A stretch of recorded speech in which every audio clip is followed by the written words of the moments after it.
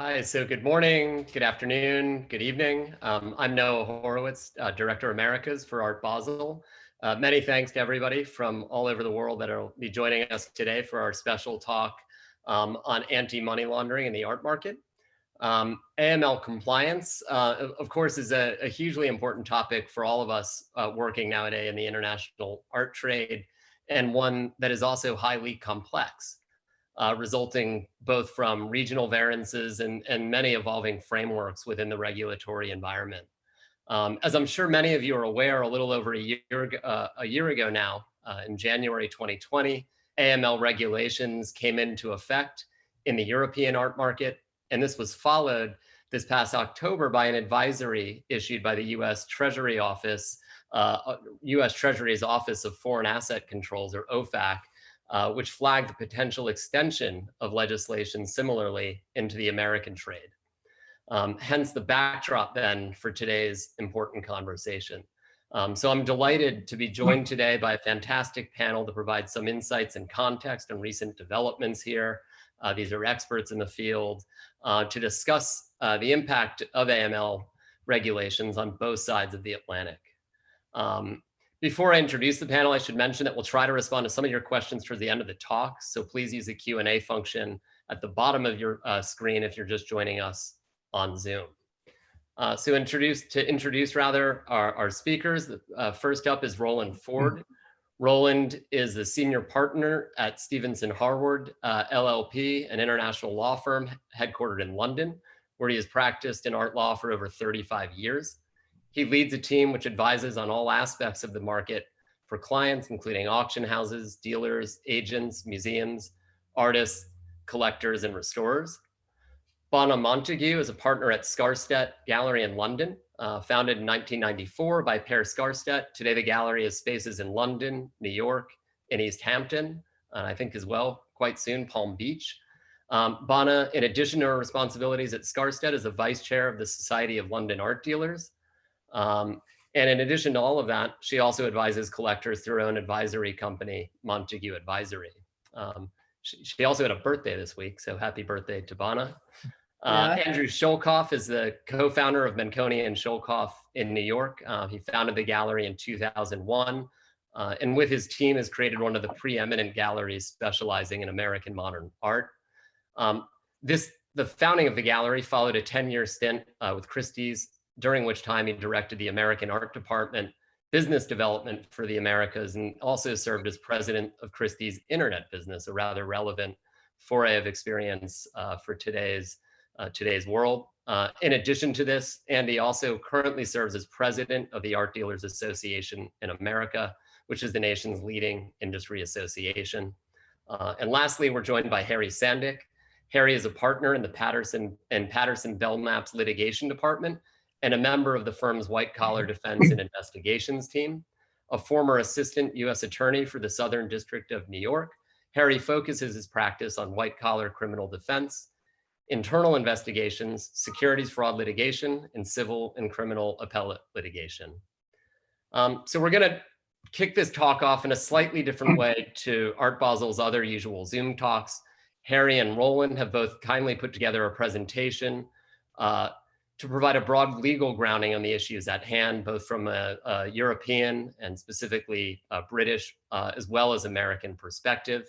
Their presentation will last about 15 to 20 minutes, and then we'll open on to a larger conversation with the others on the panel.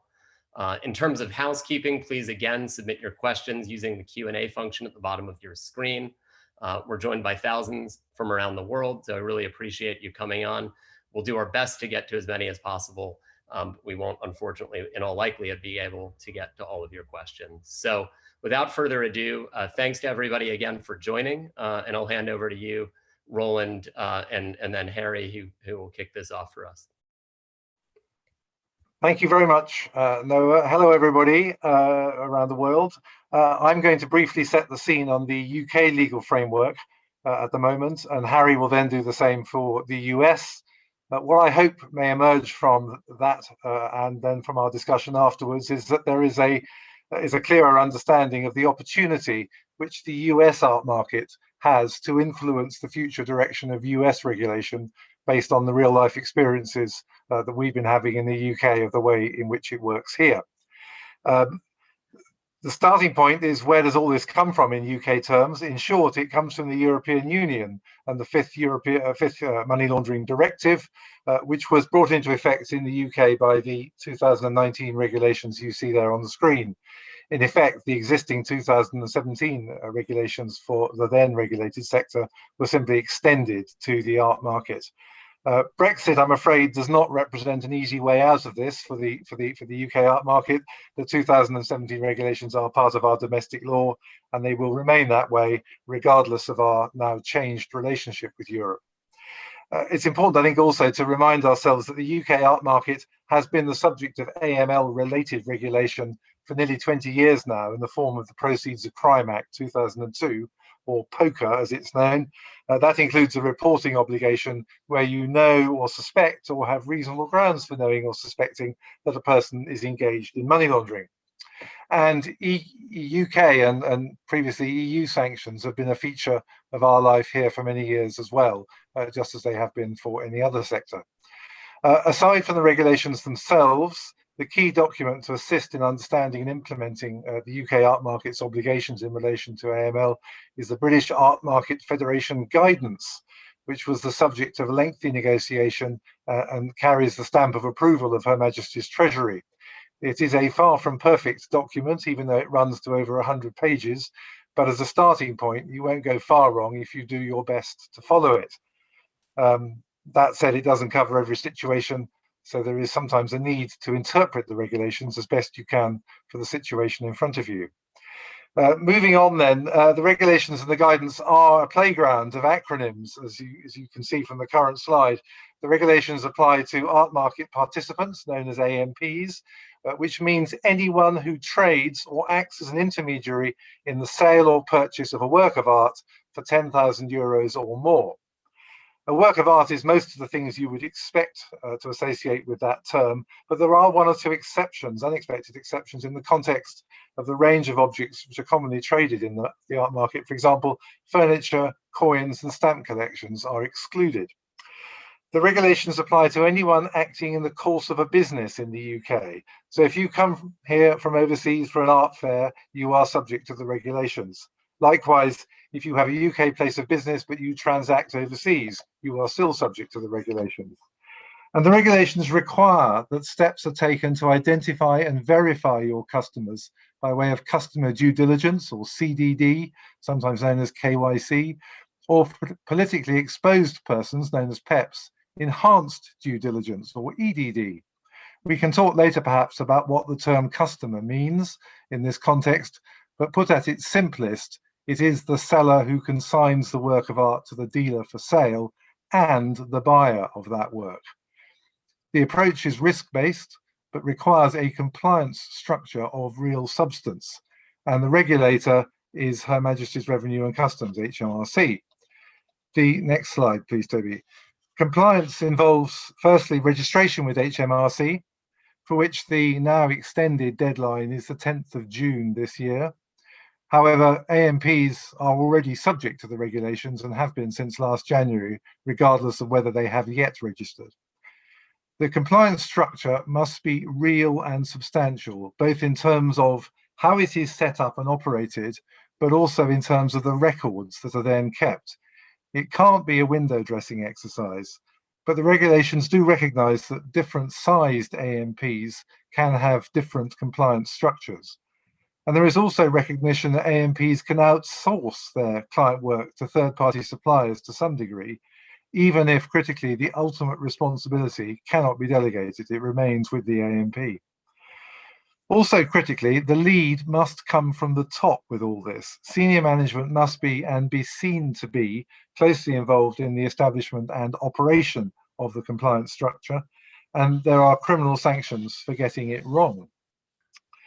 In terms of the scope of the obligations, a good question, I think, to ask yourself is, are we ready for an HMRC supervisory review? Because those reviews will start to happen soon. As the Money Laundering National Risk Assessment published at the end of last year put it, HMRC is building capability and expertise to effectively take action and mitigate risks in the sector. And we can expect a high value market like the art market to be in their sights. The next slide, please. So what do you need to answer that question of readiness in the right way? Well, there's a lot of detail which I don't have time to go into now, and the BAMF guidance has plenty of material in it, which is essential reading. But the key things are, firstly, a documented AML risk assessment for your business, tailored to your business, taking into account, for example, the countries and markets with which you deal, the nature and size of the transactions you're involved in, and your customers. That risk assessment must lead to a documented AML policy, which will set out your approach to AML, the controls and procedures that you're imposing for your business. And those procedures include your CDD record keeping and retention requirements. CDD, customer due diligence, just to remind you, should involve measures that enable you to form a reasonable belief that you know the true identity of each customer and, where relevant, and this is important if you're dealing with corporates, their beneficial owner. You have to document your risk assessment for each customer and keep copies of the supporting documents, and you must retain all that material for at least 5 years after the end of your business relationship with that customer. Then you need to have a nominated officer who must be somebody of seniority in the business, whose role includes receiving reports of suspicious activity from others in the business and deciding whether to make a report to the National Crime Agency, or the NCA. And none of this is a once-only exercise. You need to regularly monitor, review, and update your risk assessment and adjust your policies and procedures and controls accordingly. And it is finally a critical part of the framework that you train your staff as to your particular AML regime, your policies and procedures, and what is expected of them. And then the next slide. And finally, and very importantly, you must meet your reporting obligations. That involves, where appropriate, filing a suspicious activity report with the NCA and then not tipping off the customer or the prospective customer that you've done so. That is an offence, just as much as failing to report in the first place is an offence. And the next slide, last one I'm going to talk to, is a brief bullet point summary on the left-hand side there of the headlines, which I have hopefully highlighted, and which I hope will give a flavour of the sort of areas that the US art market can expect any future regulation in the US to follow. Alongside is Harry's so far briefer summary of where things stand in the US now. And Harry, I'll pass across to you to expand on all that. Thank you. Thank you, Roland. And I'll pick up right where you left off. So as you said, art dealers in the United States are not currently subject to the heightened anti-money laundering regulations similar to what is required in the UK. The US law that requires some economic sectors to take on special anti-money laundering requirements. It's called the Bank Secrecy Act. It does not apply to art dealers, but a few important points. One, it does apply to antiquities dealers as of this year. Number two, as the slide indicates, Congress has directed the government, the Attorney General, the FBI, and other government officials to study the art market and to make a determination about whether it should be brought under the Bank Secrecy Act and have a requirement similar to what Roland's been discussing in the UK. The other point I would make, which is probably obvious, but to state it anyway, is even though these sort of heightened anti-money laundering rules don't apply in the art sector, of course, everyone in the United States is subject to the general criminal prohibition against money laundering. So that's, this is not to say that in the United States, art galleries don't have to worry about money laundering. They just don't have to worry about a special set of rules similar to what banks, broker-dealers, casinos, and a number of other economic actors do. So the focus of my remarks, as Noah indicated before, is going to be, and we can advance the slide here, are these economic sanctions that are administered by an agency called OFAC, the Office of Foreign Assets Control. It's part of the Department of the Treasury. And anytime that you hear in the news about the US, adopting sanctions in Myanmar or in Venezuela or somewhere around the world, what they're really talking about is OFAC sanctions. And these are, over time, they've become a major part of US foreign policy. They're basically three types of sanctions. We'll try to give you a brief introduction. Country-based sanctions, sort of obvious, places like Cuba or Iran or North Korea, where we have rather comprehensive prohibitions against economic dealing. Person or entity-based sanctions, these are programs usually aimed at a specific problem that the government's trying to address. Russian oligarchs or drug dealers or people who suppress democracy in Africa, or Maduro supporters in Venezuela. And these people are all put on a list called the Specially Designated National List. It's not a secret. It's on the Department of Treasury's website. And then the last one is activity-based sanctions. People who are engaged in terrorism or weapons proliferation, that's probably less relevant for our purposes here. So if we go to the next slide, what we see is in October of last year, OFAC wrote essentially an open letter to the art industry, basically saying, we believe that there are special risks that the art market can be used by those engaged in illicit financial activity. They basically see the art market as a place where people can hide money. And they explain in the memo that the reason why is because they perceive there to be, compared to other economic areas, a high degree of anonymity, an emphasis on confidentiality, especially in the purchase and sale of high-value artworks. The use of intermediaries and sometimes shell companies to make purchases and sales also could have the impact of frustrating OFAC's regulatory objectives.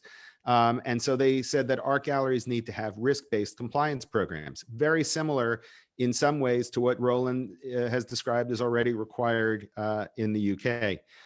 So go to the next slide. How do you do this? Well, I don't want to repeat what Roland said, but all of the things that he said are excellent advice if you are a US gallery thinking about OFAC issues too. Risk-based assessment. Who are your customers? Where are they located? How long have you been dealing with them? Who introduced the customer to you? These are the types of questions that you'll want to ask as part of a risk-based assessment. Product risk. If you're selling smaller works, those are less useful for people who might be engaged in money laundering than more expensive works. And the volume. Someone who's engaged in systemic efforts to kind of, launder proceeds of crime, they're not going to do it by buying one or two things. They're going to be regular buyers of art. If we go to the next slide, OFAC has given guidance, and we've kind of distilled it here in this slide and the next one about what types of things art market participants, really any market participants, would need to do. And the question, it's sort of the same question Roland raised with the regulators in the UK.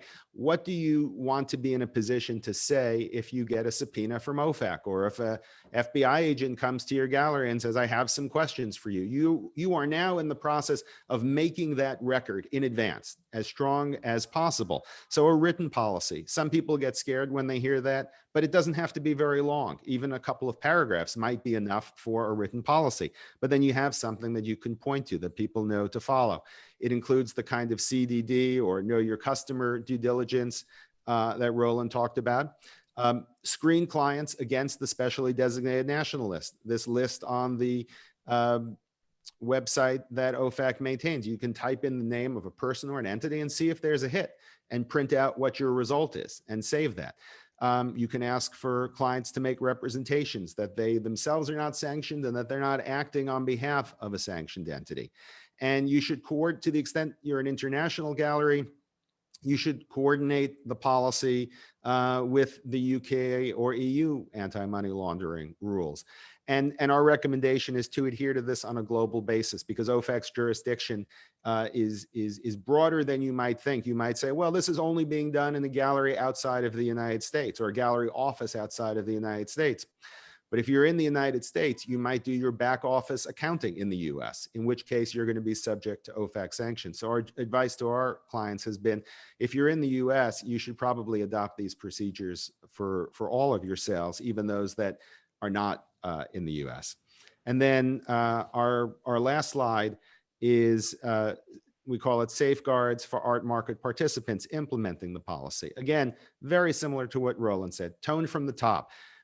You want to be able to tell OFAC or tell the FBI, if God forbid you have to deal with them, that senior management made this a priority. This wasn't just something we delegated to some irrelevant person off in the corner.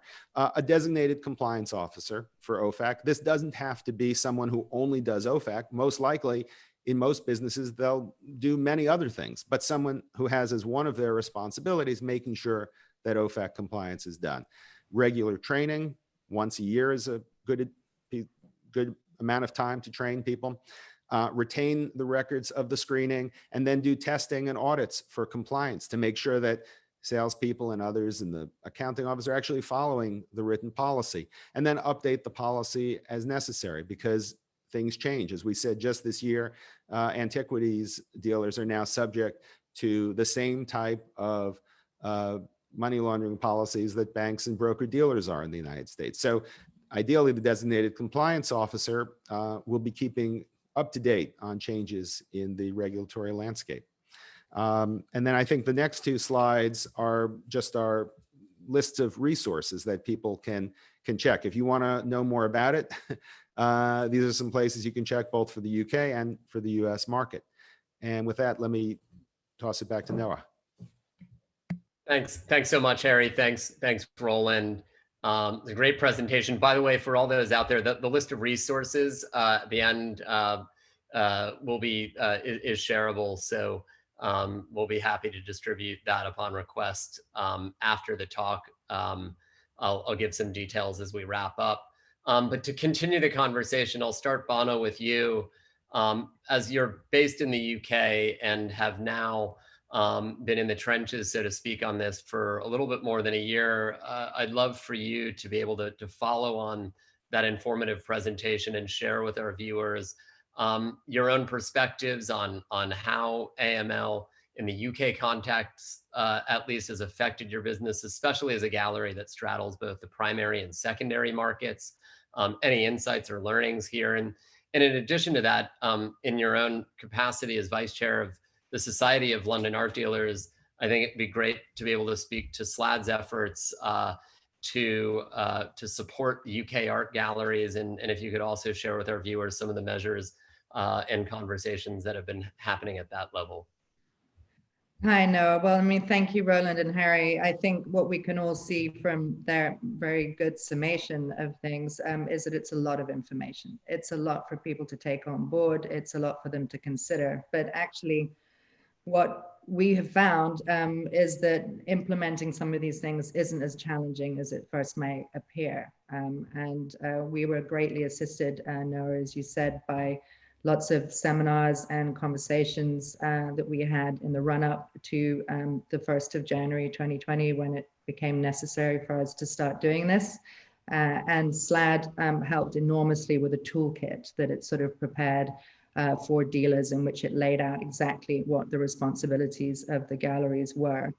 I think it's important to say that, it can sound very intimidating, all of this, but what a gallery needs to demonstrate is that it's done its best efforts to establish the client and to gather, obviously, the necessary KYC or CDD, depending on the way you say it. And there are ways of preparing for this. We sent out a letter to our clients a couple of months ahead of that, letting them know that we would be requiring this documentation from them. In certain instances with clients that we transacted with regularly, we collected the information ahead so that we had it already on file. We actually prepared a very simple letter, a template, in which we laid out what would be required of them, whether they were buying as a private individual or as a company or indeed as a trust. We let them know in that letter that the information that they would send to us would be kept on a separate server, therefore trying to allay any concerns about who may have access to that data, and that it would only be the head of the company and the accountant that would be handling the information that they sent in. And I think as a result of those efforts, we found that we didn't get what we thought would happen, which was a lot of resistance to complying and giving us this information. I mean, I think it's important to also remember that the majority of people are used to having to provide this information in other lines of business, and therefore it's not necessarily an issue. It can, however, slow down transactions, and that's something that we may want to touch upon a little bit later on. So I think the first thing, as Harry and Roland both said, is, prepare your company. You need to make sure that you have somebody that's going to be responsible for the compliance. You need to make sure in the case of the UK companies that you've registered with HMRC. Actually, again, it's not as expensive as you think. It's £300 per premises. It's the same amount per director that you need to register. So it's a consideration, but it's not as huge as you might think when you say it's going to be costly. Obviously, you need additional administration to manage the information that you're collecting and storing, but it is manageable. We have found that it is manageable. I mean, obviously, this has been a year where we haven't had a supervisory review as yet. It's also been a year where we haven't transacted as frequently as we normally would. We haven't had art fairs. We haven't had so many exhibitions, and therefore we haven't had to deal with as many transactions or collect as much information as we would expect we would need to in a normal year. So that's still to be seen. I think Roland also mentioned something which I think is something we need to think about, which is that you do need to collect both the CDD or KYC from the vendor as well as from the purchaser, and you're responsible for both of those. So you mentioned, Noah, the differences between the secondary market and the primary market, but even if you are selling things on behalf of an artist, you should obviously make sure that you have the relevant documentation even for your artist. I mean, that presents another issue that I'd like to sort of touch on. And you said, how has the Society of London Art Dealers come together to look at issues that different galleries have had, and also to then approach the Treasury to look at where maybe they may be willing to modify certain things.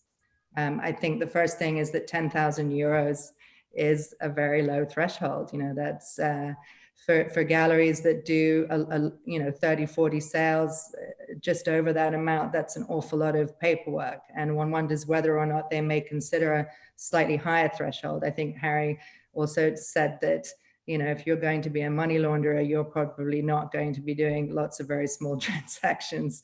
But anyway, that's something to consider when discussing it with the Treasury or in America when you're trying to work out what the parameters will be.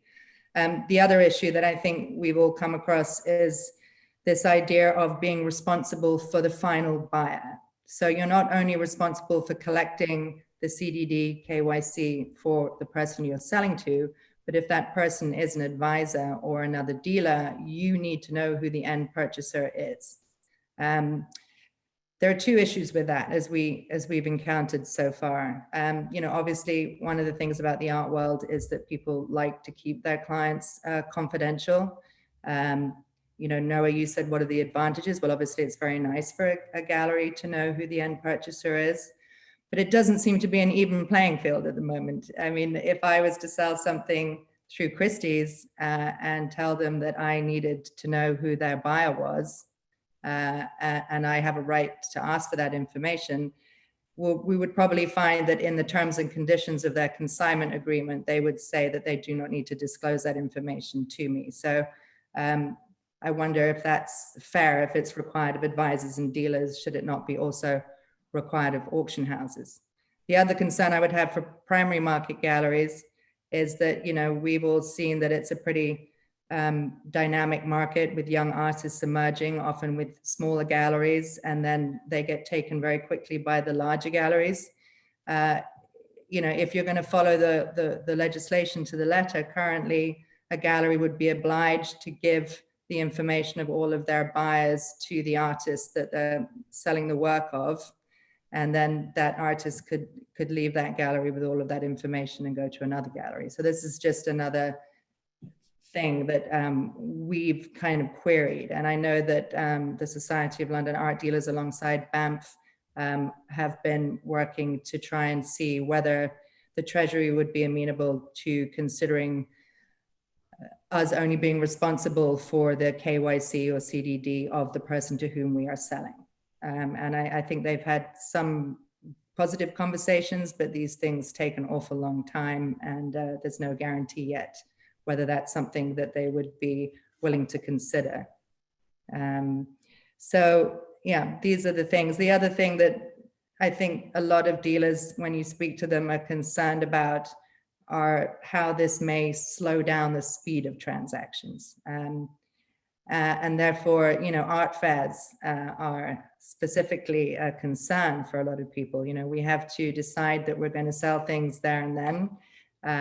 Obviously, the whole purpose of an art fair, specifically when you're going to countries like Asia, is to reach a different client base. And if you're concerned that you're agreeing a sale with somebody and then you may have to wait 5 or 6 days for them to provide you with the relevant documentation, or they not being familiar with the procedures may take even longer to provide you with the relevant information, or say that they don't wish to, then that sale could fall through. Again, under current legislation, we're not even allowed to raise an invoice until we've received the relevant information.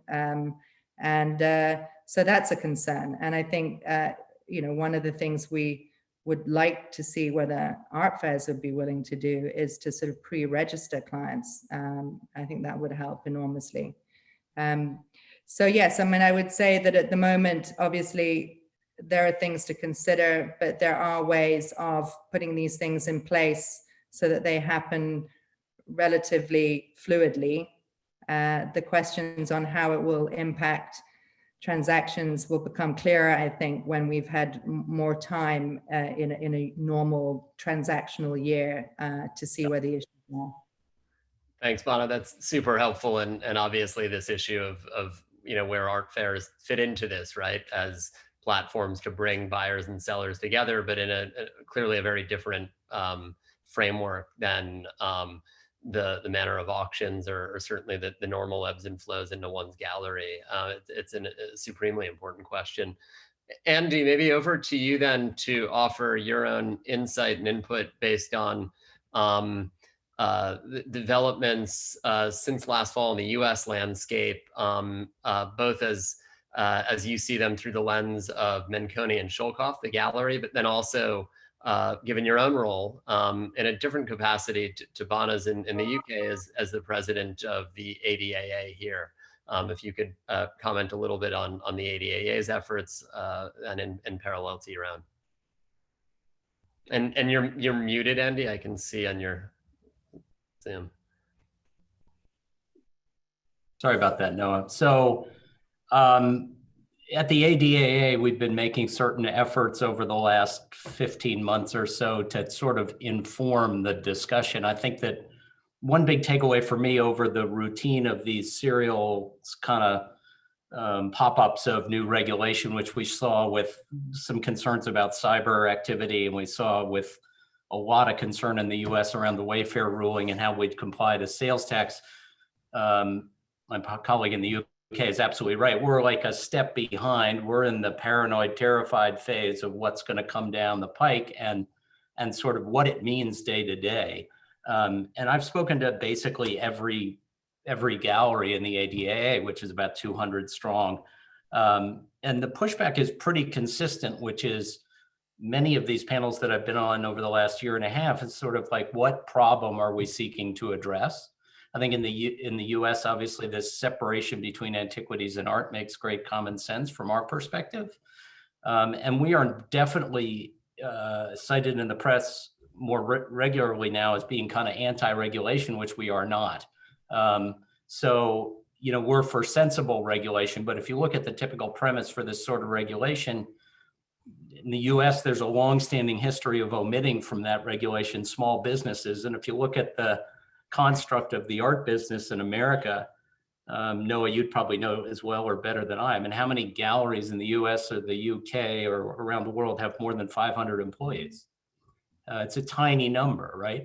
So, I'm sure. Yeah, so I think that what we're seeing here right now is that same concern that Bona espoused about, you know, we sell things all the time to people I've known for 30 years, and to now address with them, what is the source of your wealth, and may I have your driver's license, and what's your social security number?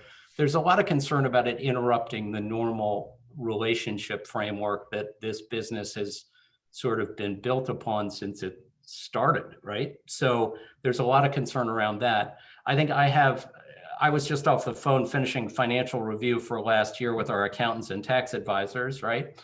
And if I look at the example of the Wayfair ruling for Menconi and Schoelkopf, small firm, we have a staff of 8, probably considered a mid-sized gallery in the US, our cost from 18 to 20 for bookkeeping and tax compliance has gone from about $35,000, $40,000 to 120 last year, right? So our primary concern is that this is addressing a problem that doesn't drop on the doorstep of most of our dealers in their career.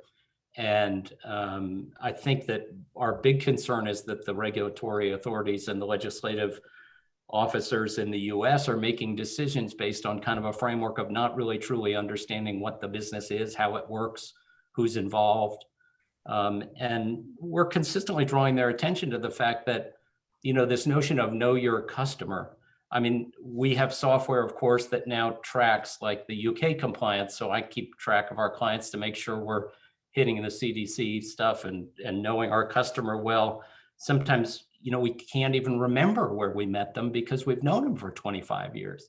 So, you know, right now, I think people are a little panicked. I expect our experience here will be the same as in the UK, which is when the rubber finally meets the road, it won't be so grand a gesture.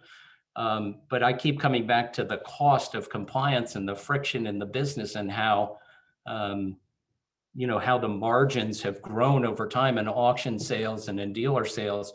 I want more than anything to protect the willingness of new participants to enter it, because galleries in the UK and the US are being leaned on in a way we never would have been asked to 25 years ago, particularly in the US, to support the cultural heritage of the nation, to support the cultural activity, to engage, inform, delight. I mean, look at the role that your firm plays, Noah, in programming. I mean, that is really important to the culture of our country right now. And I'm just concerned that it's going to get more and more expensive and harder to conduct business.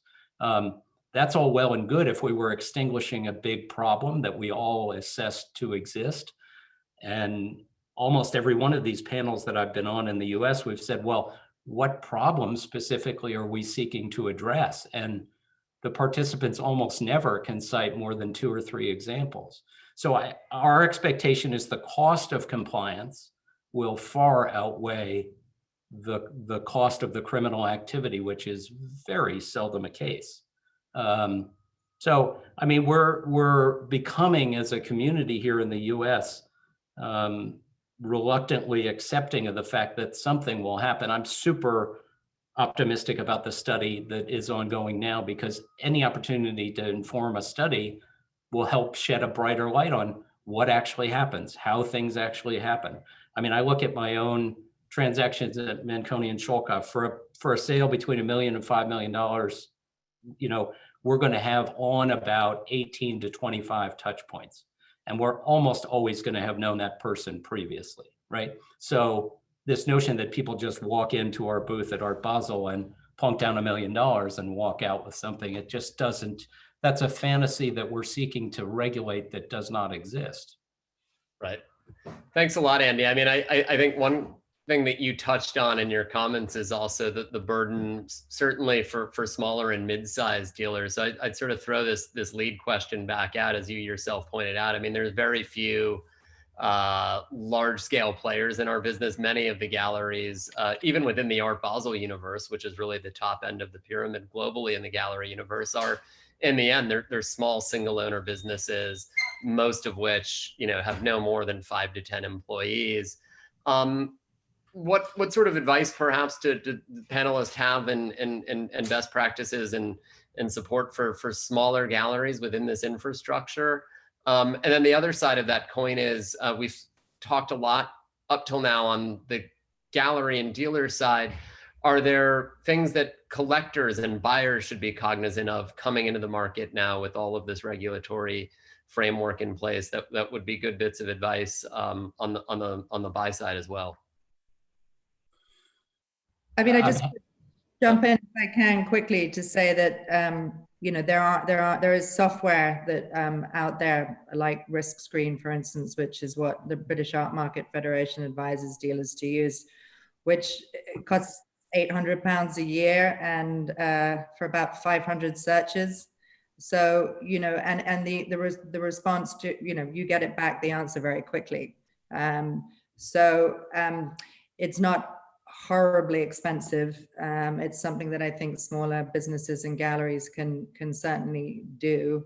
Of course, the administration of managing all of that extra documentation, certainly for galleries with higher turnovers, if the threshold remains as low as it is currently, is going to be more onerous, I would say. But it sounds a lot worse than it is. I think there'd be very few instances where you would need to do a check on a client that went beyond, you know, what Risk Screen would come back to you with.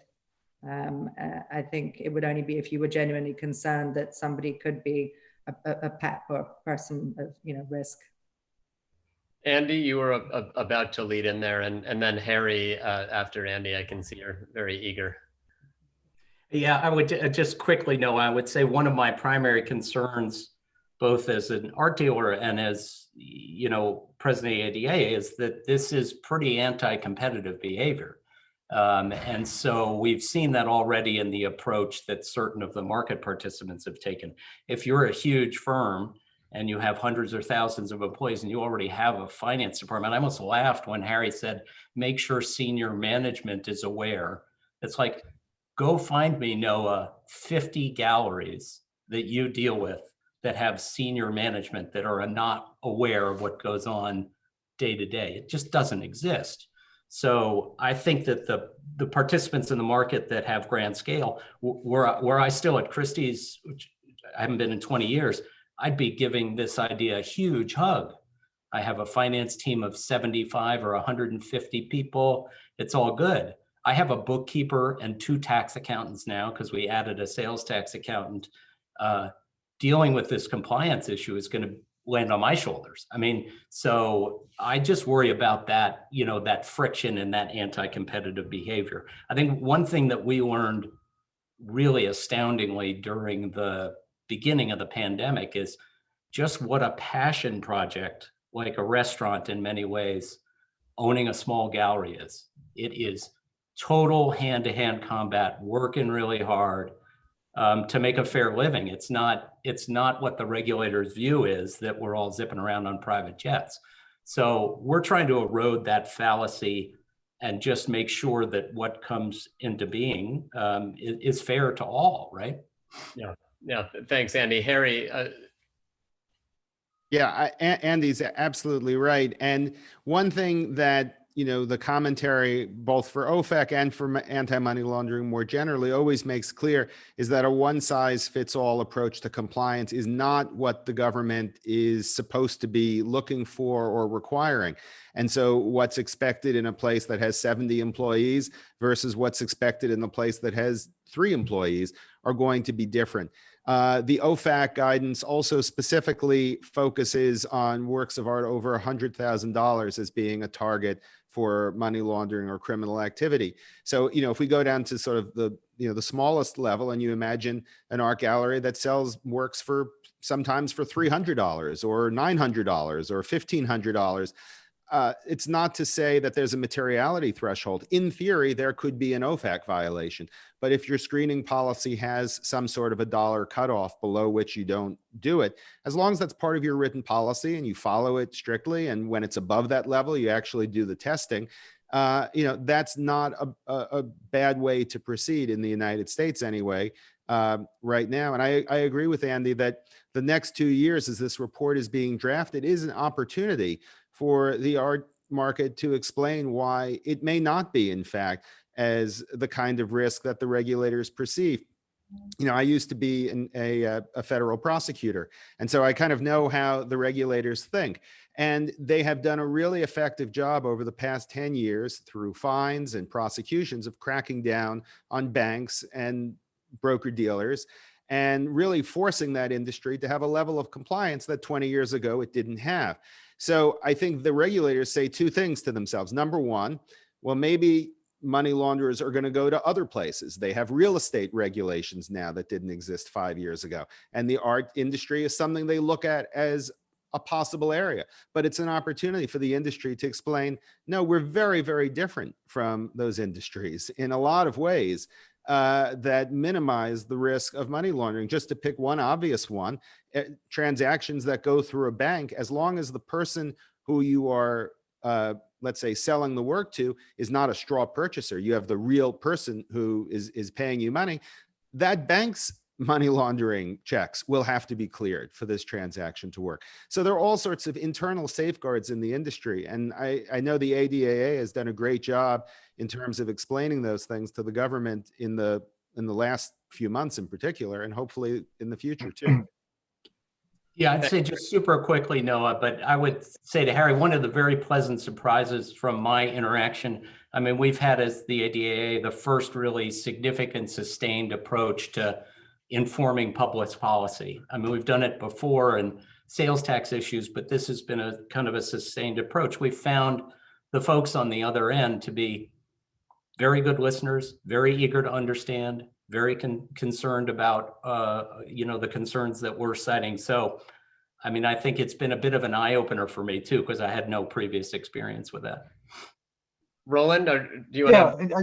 I was just going to say, going back to cost of compliance and how one does it, and how a small dealer does it, that the BAMF guidance has a whole section on reliance on third parties. You can outsource it, as I think I mentioned in my brief words. And there are a couple of websites that I know of that are in startup mode. I can't speak for how effective they are at doing the job, but provided you contract on the right terms that keep you within the scope of the regulations, there is the opportunity at a cost, but it's probably a significantly lower cost than setting up your own internal compliance function.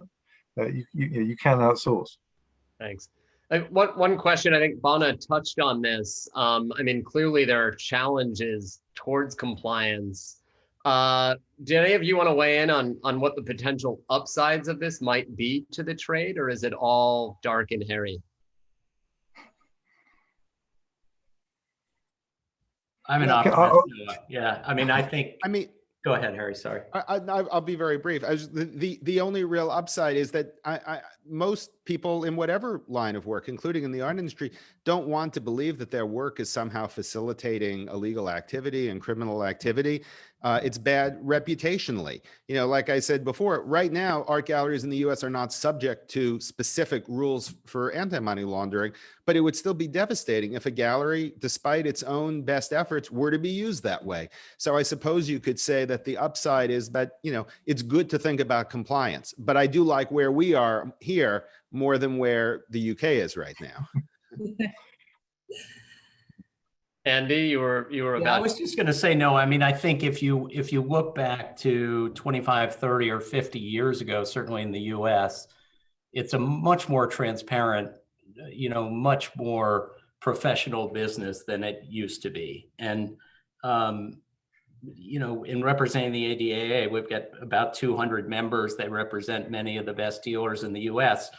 I think that, anything that supports people that are ethical, well-informed, providing great advice and service, and being transparent, it's all good for us.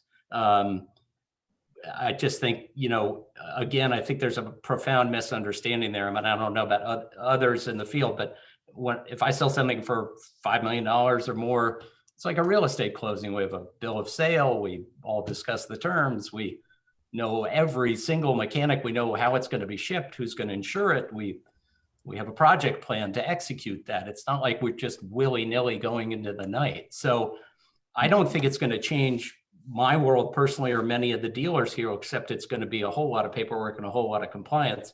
And I don't think we'll extinguish much of a problem. Thanks. So we've got about 10 minutes left now. I'm tracking our questions that have come in. We've hit over 60 inbound questions. I've done my best to filter some of them here.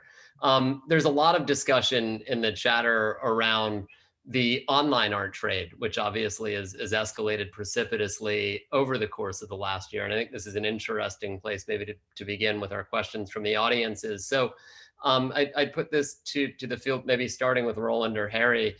What challenges should online art businesses expect with the current or future AML regulations and practices? And the question here specifically states that it seems like a lot of the intermediary status is around online sales is quite tenuously defined both in the UK and US framework for the moment.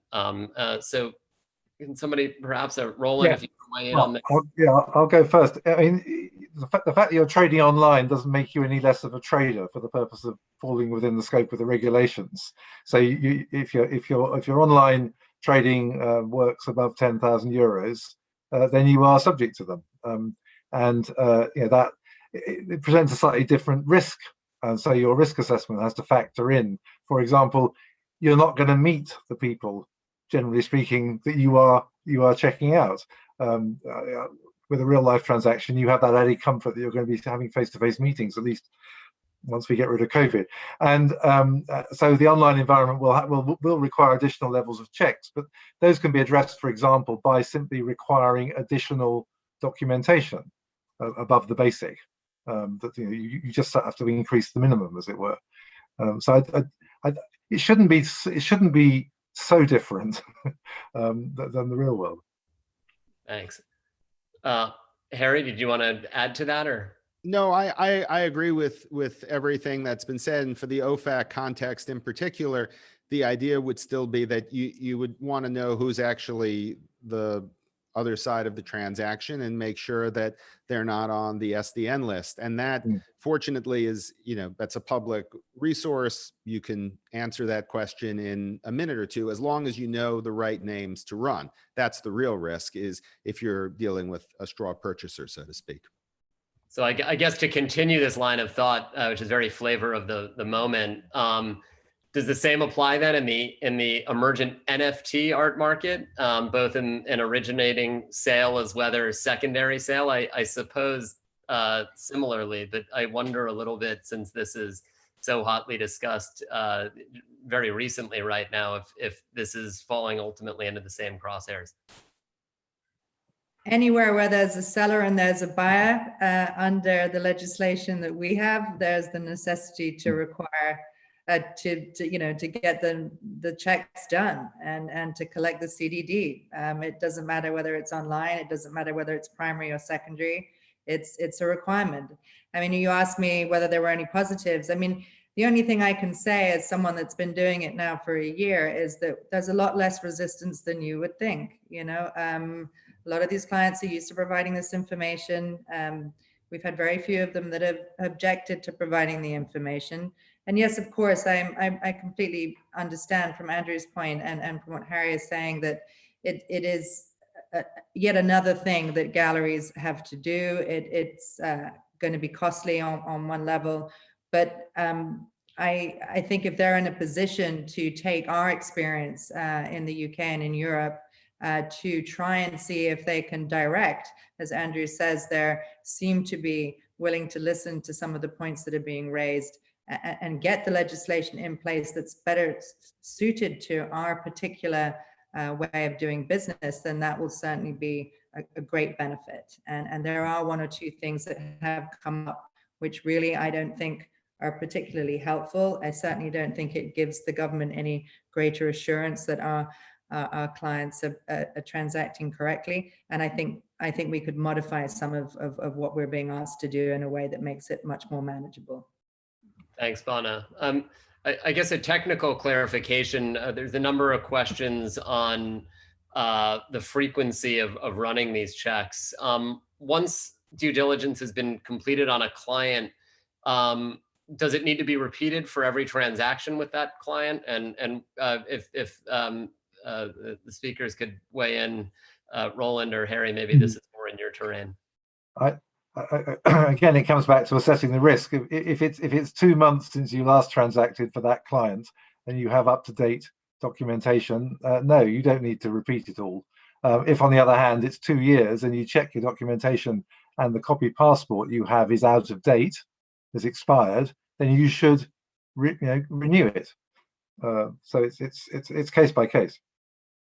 I think that's right. I mean, there may be a certain record keeping advantage, at least on the OFAC side, where the screen is very easy to do, so that, if you, depending on how you keep your records, if you have a folder, let's say, or electronic file of PDFs for a particular sale, if you rerun it and put it there, it will be there. You won't have to say, well, wait, did I run this a month ago or 2 months before that sale? It'd be much easier to deal with if there's a problem in the future.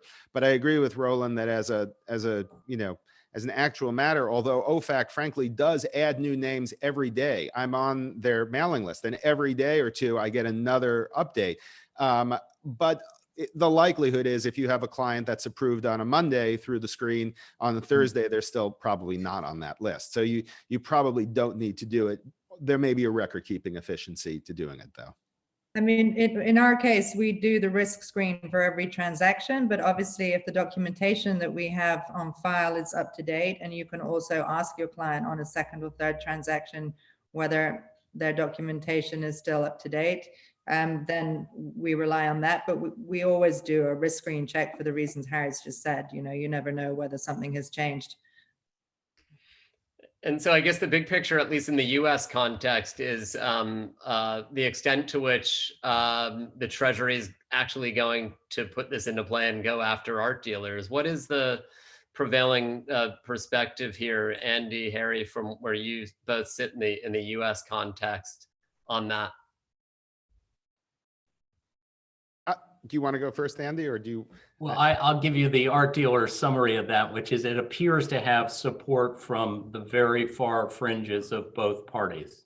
The most conservative and the most liberal in the US have joined forces to tackle this issue. So, we have a new administration, and so who knows what happens, but I think it's likely something will be done. Yeah, I mean, I think in terms of whether there will be investigations and prosecutions by OFAC in the next couple of years, I mean, to a large extent, their work is sort of opportunistic. How does an OFAC investigation start? It often will start just because somebody made a mistake. I had a client, not in the art world, who processed a transaction to Cuba in dollars. That's a no-no, because Cuba is subject to many sanctions. And then an investigation began. So, I think you can have that happen in this industry as well. You might have a particular person who is added to the sanctions list and who is known to have an interest in the purchase and sale of art, in which case you may well, see visits from government regulators to those galleries to find out, well, did you continue to transact with this person after that person was added to the OFAC list? So do I think there'll be investigations? I think there will be investigations, but they'll be kind of haphazard and random in how they're initiated. And in the longer term, I think there's a lot of regulatory uncertainty about what will happen. I think some people thought in the most recent act that art dealers would be added, and they weren't. So there's no reason why that has to change necessarily. I think the commissioning of the report could be looked as either, well, what is that report going to say? Is the FBI and Homeland Security, they're all going to really say, don't regulate? These are regulators, but they might if properly educated. And if there are no major cases in the art industry, and you can say, look, this doesn't have that type of regulation. To put into perspective, for many, many years, hedge funds have not been subject to the Patriot Act regulations. And they have, different arguments than art dealers, but some of them overlap, you know, including the fact that the transactions go through the banking system. Okay. We're basically at time, but I think there's one other clarifying point that'd be helpful for the audience. There's a lot of questions around what's happening outside of the UK/European and US venues. What is the state of this regulation in the rest of the world, from Latin America, Africa, Middle East, Asia, et cetera? If somebody could weigh in on that, I think that'd be very helpful for our listeners. Roland, do you want to?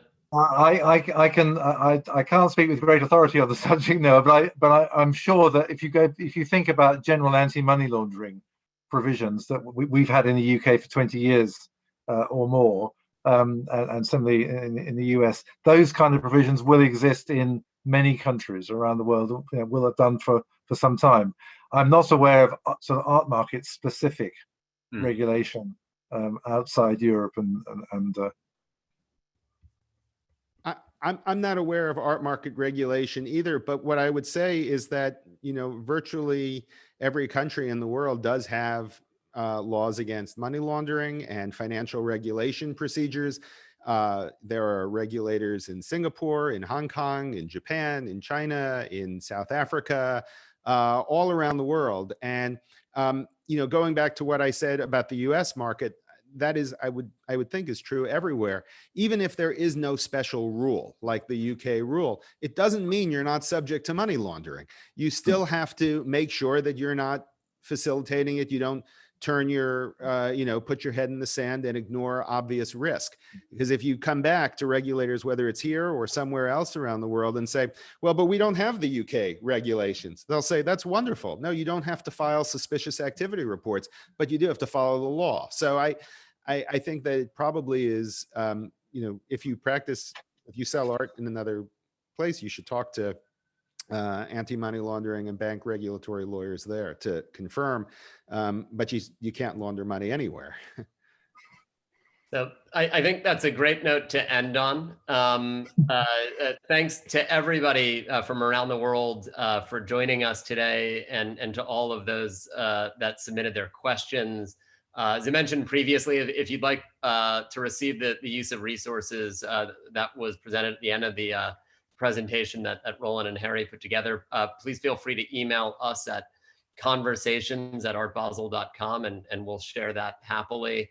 Lastly, I really would like to thank all our panelists, Roland, Harry, Bona, Andy. It's been super informative. We love being able to share this kind of information with our community. This is the first of the talks that we've done in this year, and I'm pleased to let all our audiences know that we'll be back online next month with our first official Art Basel event of this year with OVR Pioneers, which is happening just a few weeks' time. It's the 6th edition of our online viewing rooms and the first official event again of 2021. So a huge thanks again to our panelists and to all of you joining from around the world. Have a wonderful evening, morning, afternoon, and we look forward to seeing you at our shows and online. Thanks, Noah. Thanks, everybody. Sure, thank you.